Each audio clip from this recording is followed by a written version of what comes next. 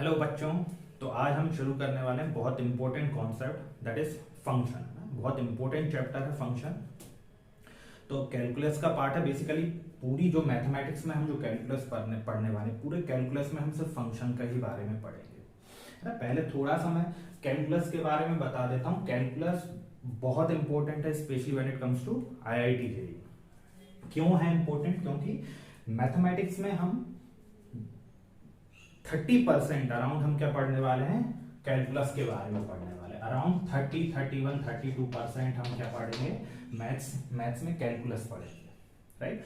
जिसमें से IIT JEE जैसे एग्जाम्स में मोर देन 50%, है ना, मोर देन 50% जो है हमें क्वेश्चंस मिलते हैं कैलकुलस से। इतना इंपॉर्टेंट है, मतलब अराउंड आधा पेपर जो रहेगा वो कैलकुलस पे रहेगा। और कैलकुलस है क्या बेसिकली? कैलकुलस में हम इंटीग्रल कैलकुलस और डिफरेंशियल कैलकुलस, है ना, दो ये चीजें हम पढ़ने वाले हैं। इन इंटीग्रल कैलकुलस में जनरली हम क्या पढ़ेंगे, एरिया कैलकुलेशन पढ़ेंगे, राइट। तो यहाँ पे हम area calculation, right, volume calculation, differential equation, ये सब हम पढ़ने वाले हैं। वहीं डिफरेंशियल कैलकुलस में हम पढ़ेंगे जो नेचर ना, फंक्शन के नेचर के बारे में, कर्व्स के नेचर, कर्व स्केचिंग हम देखेंगे, curve sketching, maxima minima, right, maxima minima, ये सब हम देखेंगे, टेंजेंट नॉर्मल। तो बेसिकली इन शॉर्ट हम क्या देखने वाले हैं, नेचर। हम नेचर पे बात करेंगे ना, nature of curves, nature of function, ये हम देखेंगे किसमें, डिफरेंशियल कैलकुलस में, राइट। तो पूरा कैलकुलस में हम किसके बारे में पढ़ेंगे, फंक्शन के और उसके बिहेवियर के बारे में, राइट। तो बेसिकली कैलकुलस में हम क्या पढ़ने वाले हैं, फंक्शन एंड इट्स बिहेवियर। तो इसलिए फंक्शन जो है बहुत इंपॉर्टेंट चैप्टर हो जाता है, फंक्शन एंड इट्स बिहेवियर। तो पूरे कैलकुलस में हम पढ़ने वाले हैं फंक्शन और उसके बिहेवियर के बारे में। मतलब 30% जो मैथमेटिक्स है, 30% जो मैथ्स में हम पढ़ने वाले हैं कैलकुलस, और कैलकुलस में क्या पढ़ेंगे, फंक्शन हम पढ़ेंगे। इसलिए ये बहुत इंपॉर्टेंट चैप्टर हो जाता है, right. So without any further delay students, okay, will start with the session. Okay, ठीक है। तो मैं इसे रेज कर देता हूं। तो काफी इंपॉर्टेंट चैप्टर है और बहुत, एक बार अगर हमने फंक्शन अच्छे से कर लिया तो पूरी कैलकुलस हमारी, है ना, एक बेस बन जाएगा, राइट। ठीक है। अच्छा, फंक्शन शुरू करने से पहले थोड़े से कुछ हम साइड्स के, है ना, जल्दी से साइड्स रिकॉल कर लेते हैं, है ना, रिलेशन जल्दी रिकॉल कर लेते हैं। उसके बाद फिर हम क्या करेंगे, फंक्शन, क्योंकि फंक्शन में साइड्स और रिलेशन का काफी यूज होने वाला है। तो जल्दी से हम एक बार रिकॉल कर लेते हैं। पहला, साइड्स। साइड्स होता क्या है, राइट। साइड्स होता क्या है, साइड्स क्या होता है, well defined collection of objects, right. Sides क्या होते हैं, well defined collection of objects.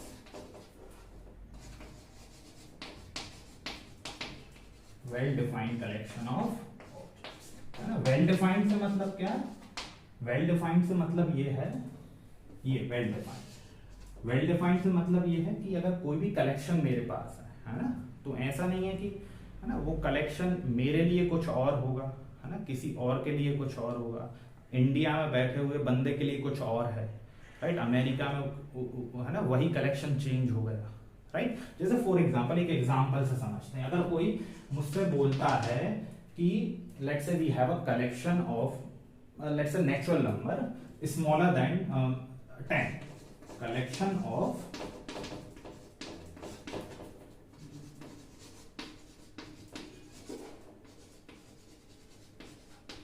Natural number smaller than 10, है ना। ये है एक कलेक्शन मेरे पास है कि collection of natural number smaller than 10।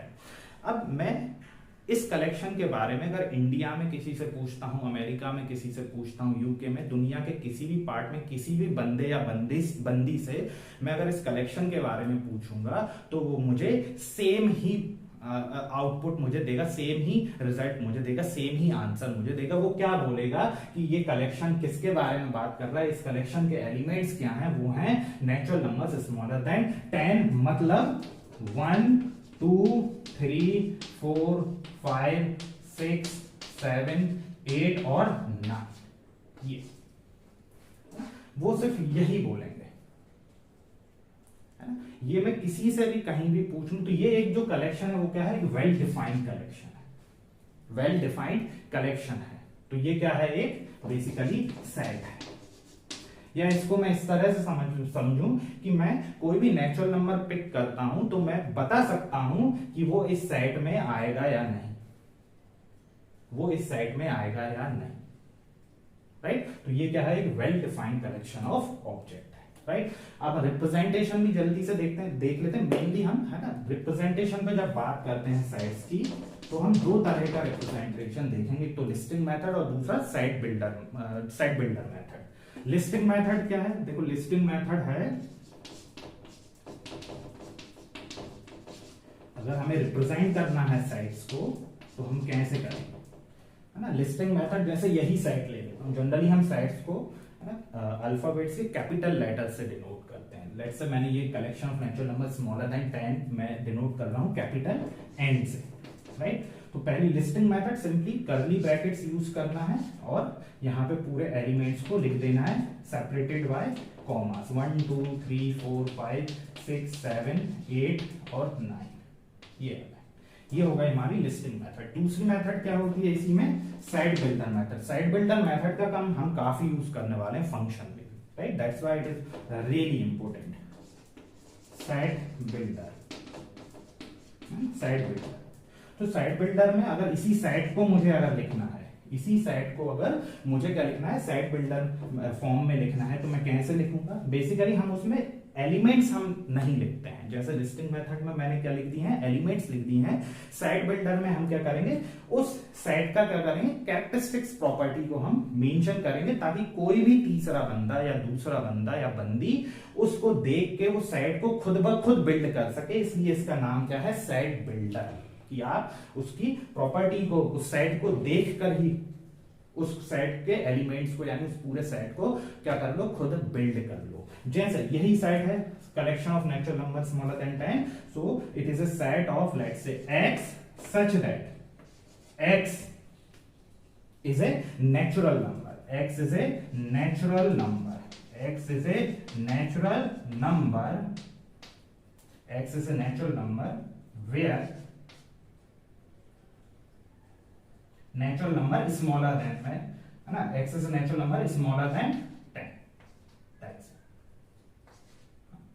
here the set of all values of x such that x is a natural number smaller than 10। अब कोई भी बंदा देख के ये बता सकता है, वो खुद से बिल्ड कर सकता है इस सेट को, right, that's why it is called as set builder form. तो ये हम फॉर्म काफी हम क्या करने वाले हैं, यूज करने वाले हैं, तो ये भी काफी इंपॉर्टेंट है, राइट। एक चीज और, अगर कई बार कुछ नल सेट्स होंगे तो हम देख लेते हैं, नल सेट्स अगर है कोई, फॉर एग्जांपल नल सेट मतलब जिसमें कोई भी एलिमेंट ना हो, है ना, तो जनरली नल सेट अगर है, फॉर एग्जांपल नल सेट है, तो नल सेट मतलब 5, ये इस तरह से रिप्रेजेंट करेंगे, मतलब कोई एलिमेंट नहीं है उसके अंदर, है ना, कोई भी एलिमेंट नहीं है ना। जैसे for example natural number smaller then 1, है ना, अब स्मॉलर देन 1 तो कोई नेचुरल नंबर होता ही नहीं, तो वो सेट जो बन रहा है हमारा, है ना, एक नल सेट बन रहा है जिसमें कोई भी एलिमेंट नहीं है, राइट। तो ये बेसिक से कॉन्सेप्ट होगा जो कि हम थोड़ा सा फंक्शन में हम यूज करने वाले हैं, क्लियर,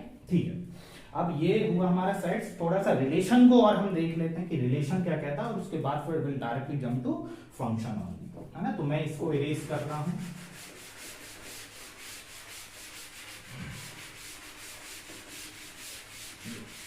ठीक।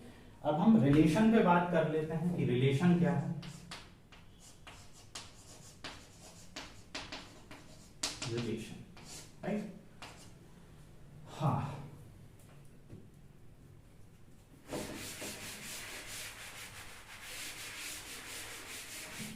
रिलेशन क्या होता है कि एनी रूल, कोई भी रूल जो कि रिलेट करे सेट ए के एलिमेंट को सेट बी के एलिमेंट से, है ना। तो मैं सिंपली क्या लिखता हूं, एनी रूल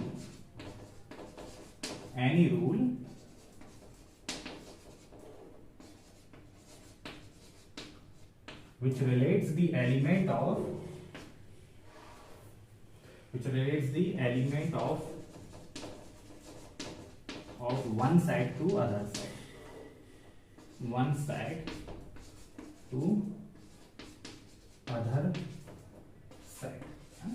लेट्स से वो वन साइड है, मैंने मान लिया कि वो कैप साइड ए है, सेकंड साइड अदर साइड है बी है। तो हम इस रिलेशन को किस तरह से रिप्रेजेंट कर सकते हैं, कैपिटल आर से, relation defining from side A to side B. Clear? For example मैं एक एग्जाम्पल ले लेता हूं। देखो क्या है, कोई ये है, ये दो साइड मैंने ले ली है, साइड ए और साइड बी, ये दो साइड है ना। ये यहाँ पे लेट से एलिमेंट है 1 2 3 4 है ना, यहाँ पे है लेट से 1 2 3 4, 1 रिलेटेड है 1 के साथ, 2 रिलेटेड है 4 के साथ, राइट। तो ये क्या है, यहाँ पे क्या बोल रहा है, any rule which relates the element of one side, है ना। यहाँ पे साइड ए के एलिमेंट्स क्या रिलेट हो रहे हैं किससे, साइड बी के एलिमेंट्स, है ना। अब यहाँ पे दो हैं अलग अलग तरह के, है ना, नंबर ऑफ साइड हम रिलेशंस बन सकते हैं। तो ऐसे, तो यहाँ पे रूल क्या कह रहा है कि यहाँ पे जो देखो क्या मिल रहा है, जो साइड बी में जो एलिमेंट्स रिलेटेड हैं, they are the square of the elements of the side B. तो यहाँ पे ये रूल क्या है, यहाँ पे स्क्वायरिंग वाला रूल है, राइट। तो यहाँ पे element of side B is nothing but what, they are the square of the element of side A. तो ये यहाँ पे रूल है। तो ये क्या है, हमारा एक रिलेशन, ये यहाँ पे क्या है, रिलेशन है। Relation R defining from side A to side B. Clear? अच्छा, यहाँ पे जो बी हो, बी को हम क्या कहते हैं, बी को हम कहेंगे कोडोमेन।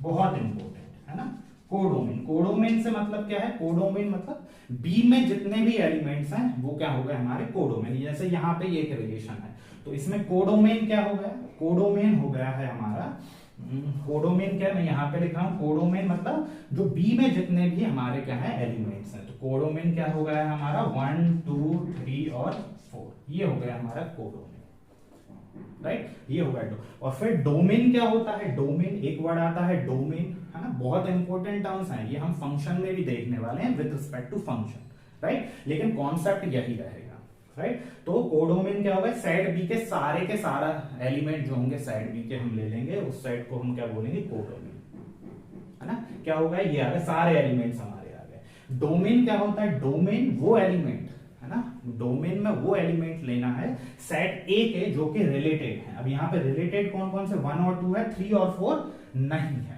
है ना, 3 और 4 क्या है, नहीं है, राइट। तो यहाँ पे देखो डोमेन क्या हो गई, इस रिलेशन की डोमेन यहाँ पे हो गई है, देखो कौन कौन से रिलेटेड, सेट ए के वो एलिमेंट जो रिलेटेड हो, है ना। तो यहाँ पे क्या क्या है, रिलेटेड 1 2, ये रिलेटेड, राइट। तो डोमेन, कोडोमेन क्या है कि कोडो साइड बी के सारे एलिमेंट्स ले लो, खत्म, है ना, कोडोमेन।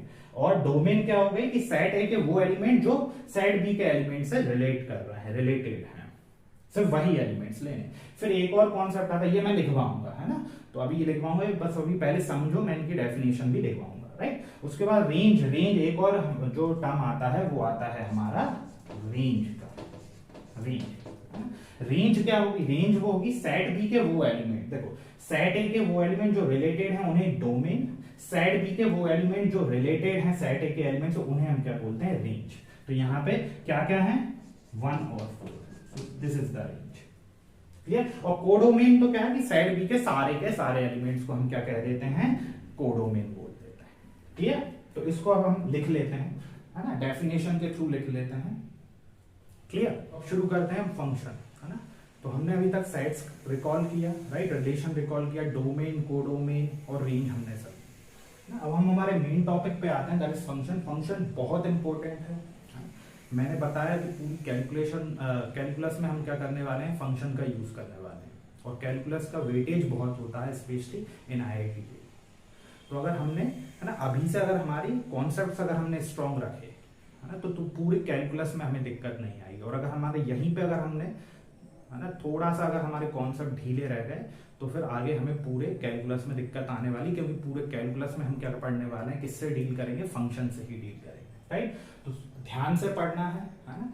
तो फंक्शन से शुरू करते हैं। फंक्शन क्या होता है समझते हैं। फंक्शन क्या है, एक तरह का रिलेशन ही है। It is a relation in which every element of set A gets related to exactly one element of set B, right, and it is represented as function defining from set A to P. तो यहाँ पे main जो ध्यान रखने वाली बातें हैं वो क्या है कि every element of set A का हर एलिमेंट जो है वो रिलेटेड होगा exactly one element of set B के एक एलिमेंट्स है ना। इसको एग्जांपल से समझते हैं, जैसे फॉर एग्जांपल मैं कोई एक रिलेशन ले लेता हूं, कोई एक रिलेशन है मेरे पास defining from set A to set B, clear, 1 2 3 4 1 4 9 16 1 related with 1 2 related with 4, ये है ना, ये एक रिलेशन है, लेट्स से ये रिलेशन है ना। अब हम ये रिलेशन तो है लेकिन क्या ये फंक्शन है ना, ये हमें चेक करना है क्या क्या कंडीशन है किसी भी रिलेशन को, है ना। अगर मैं कह सकूं कि वो फंक्शन है उसके लिए हमें क्या क्या चीजें देखनी पड़ेगी। पहली कंडीशन क्या, every element of set A gets related, हर एलिमेंट सेट ए का रिलेटेड होना चाहिए। क्या यहाँ पे हर एलिमेंट रिलेटेड है या नहीं, बोलो, क्या यहाँ पे हर एक एलिमेंट है, नहीं है, 3 और 4 रिलेटेड नहीं है ना। तो पहली कंडीशन ही फुलफिल नहीं हो रही है, इसका मतलब ये रिलेशन तो है लेकिन फंक्शन नहीं है, this is not a function, ये रिलेशन है ना। तो हर फंक्शन एक रिलेशन ही होगा लेकिन जरूरी नहीं है कि हर रिलेशन क्या हो वो फंक्शन हो, सिर्फ उसी रिलेशन को हम फंक्शन कहेंगे जिसमें सेट ए के सारे एलिमेंट्स रिलेटेड हों, साथ में वो एग्जैक्टली वन एलिमेंट से ही रिलेटेड हों सेट बी के। एक और एग्जांपल लेते हैं, जैसे फॉर एग्जांपल ये है सेट ए है और सेट बी है, 1 2 3 4 1 4 9 16 25, clear, 1 related with 1 2 related with 4 3 related with 9 और 4 रिलेटेड विथ 16। तो ये क्या रिलेशन है, फंक्शन है, रिलेशन तो है ना। अब हम बेसिकली सिर्फ फंक्शन पे बात कर रहे हैं, सारे जो फंक्शन होता है वो रिलेशन तो होते ही होते हैं। क्या ये रिलेशन फंक्शन है, देखो सारे के सारे एलिमेंट्स रिलेटेड हैं, बिल्कुल पहली कंडीशन फुलफिल हो रही। क्या वो सिर्फ एक सेट बी के सिर्फ एक ही एलिमेंट से रिलेटेड है, बिल्कुल, देखो 1 रिलेटेड विथ 1, ये रिप्रेजेंटेशन होता है, 1 रिलेटेड विथ 1 है ना, 2 रिलेटेड विथ 4, इस तरह से हम रिप्रेजेंट करते हैं ना, 3 रिलेटेड विथ 9 और 4 रिलेटेड विथ 16। तो बिल्कुल एक ही साइड बी के एक एक एलिमेंट से रिलेटेड। अब साइड बी में एक खाली रह गया है, ये 75 रिलेटेड है नहीं है ना, तो इससे हमें कोई मतलब नहीं, वो हम आगे देखेंगे जब हम टाइप्स ऑफ फंक्शंस देखने वाले हैं। ये फिलहाल तो दोनों कंडीशंस फुलफिल हो रही हैं, इसका मतलब ये क्या है, एक फंक्शन है, ये क्या है, एक फंक्शन है ना। और एग्जांपल से और समझते हैं, देखो ये तो पहले हम ना फंक्शन बिल्कुल समझना है कि होता क्या है फंक्शन, किस तरह के रिलेशंस को हम फंक्शन कहें, राइट, ताकि हम पूरा कैलकुलस में हम फंक्शन से ही डील करने वाले। देखो एक और एग्जांपल मान लो ये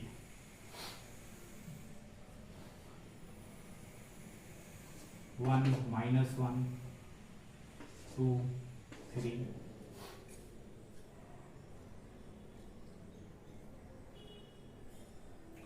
1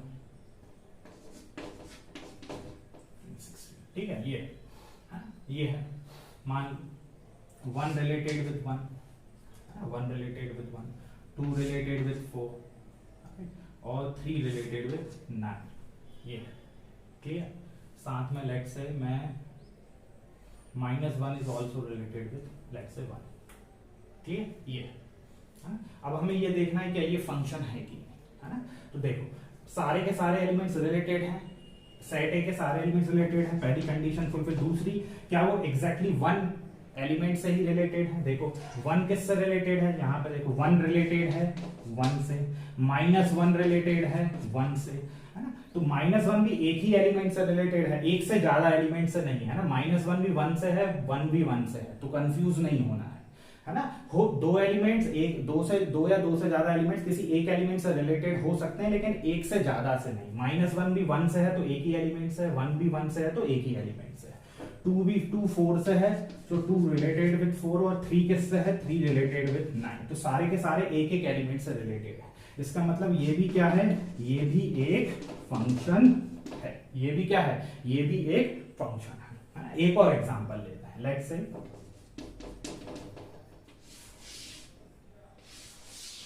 ये सेट ए और सेट बी, मानो A B C D E F G, है ना, ए रिलेटेड विथ है ना, B related with F ji,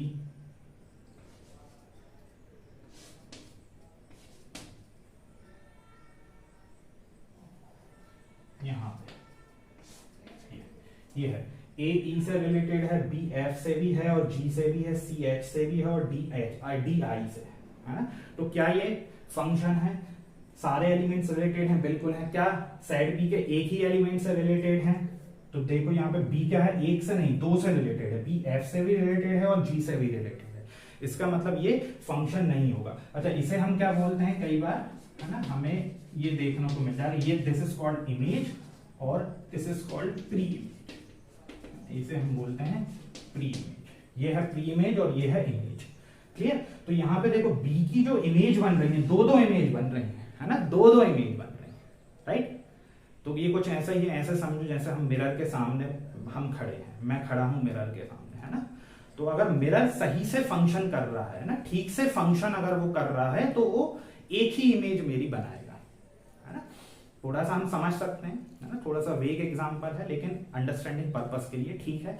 mirror के सामने मैं खड़ा हूं, मिरर में मेरी इमेज बन रही है, राइट। तो कहीं ना कहीं ये मानो कि ये यहाँ पे कहीं मिरर है ना, ये यहाँ पे इमेज बन रही है, मेरी इमेज अगर बन रही है, अगर मिरर अगर फंक्शन सही से कर रहा है तो वो मेरी एक इमेज बनाएगा, है ना। अगर वो फंक्शन सही से नहीं कर रहा है तो वो मेरी दो इमेज बना रहा है। बी की क्या बना रहा है, दो इमेज बना रहा है ना। तो मैं क्या कहूंगा कि भाई ये जो मिरर है वो फंक्शन सही से नहीं कर रहा है, इमेज उसकी सही बन नहीं रही है। Clear? So that's why it is not a function. ये क्या है, ये फंक्शन नहीं है, राइट। क्लियर है? तो फंक्शन क्या होगा, एक तो सेट ए के सारे एलिमेंट्स रिलेटेड होने चाहिए, साथ में वो एक एलिमेंट सेट बी के एक से एग्जैक्टली वन एलिमेंट से ही रिलेटेड होने चाहिए, राइट। तो ये क्लियर है। अच्छा, इसमें अब मुझे ये बताओ, ये मैं इरेज कर रहा हूं, है ना। अब इसमें मुझे पहले ये बताओ, ये यहां तक क्लियर है, राइट। Image, pre image. अब जैसे ये एक फंक्शन है, हमने डोमेन, कोडोमेन और रेंज समझी है, राइट। तो एक बार मुझे सब लोग बताओ, कोड ये क्या है, ये फंक्शन है defining from A to B, है ना। यहाँ पे देखो, अगर कोडोमेन हमने क्या देखी थी, कोडोमेन क्या होती है, कोडोमेन पूरा का पूरा सेट बी ही क्या हो जाता है, कोडोमेन, है ना। अब वो सेट बी में जितने भी एलिमेंट्स हैं सारे हम ले लेंगे। तो कोडोमेन क्या हो गई, 1 4 9 12, 1 4 9 और 16, राइट। और डोमेन क्या होती है, डोमेन सेट ए के वो एलिमेंट्स जो रिलेटेड हो। अब फंक्शन के केस में तो फंक्शन की डेफिनेशन ही क्या है कि सारे के सारे एलिमेंट्स क्या होने चाहिए, रिलेटेड होने चाहिए, है ना। तो सारे के सारे फंक्शन में तो हमेशा ही सेट ए के सारे एलिमेंट्स रिलेटेड होंगे। तो यहाँ पे डोमेन तो क्या हो गई, पूरा सेट ए ही हो जाएगी डोमेन। तो क्या क्या हो गई, 1 -1 2 और 3।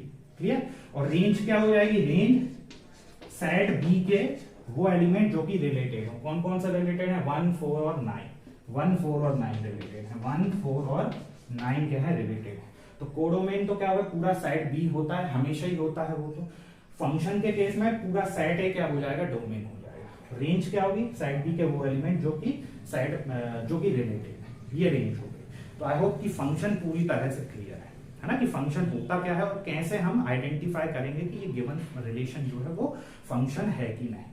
ये अब हम देखेंगे टाइप्स ऑफ रिलेशन, है ना। टाइप्स ऑफ रिलेशन भी बहुत इंपॉर्टेंट है ना। मैं फिर बोल रहा हूं, बार बार बोल रहा हूं कि फंक्शन बहुत इंपॉर्टेंट है और बहुत इंटरेस्टिंग भी है। अगर हम इसे बहुत कॉन्सेप्चुअल चैप्टर है, बहुत कॉन्सेप्चुअल चैप्टर है, राइट। तो अगर हम इसे अच्छे से पढ़ेंगे तो बहुत इंटरेस्टिंग भी है, क्योंकि कॉन्सेप्चुअल है ना। तो हम अगर अच्छे से पढ़ेंगे तो नो डाउट वो इंटरेस्टिंग लगेगा ही लगेगा। हम टाइप्स ऑफ फंक्शंस देख लेते हैं, राइट। Types of functions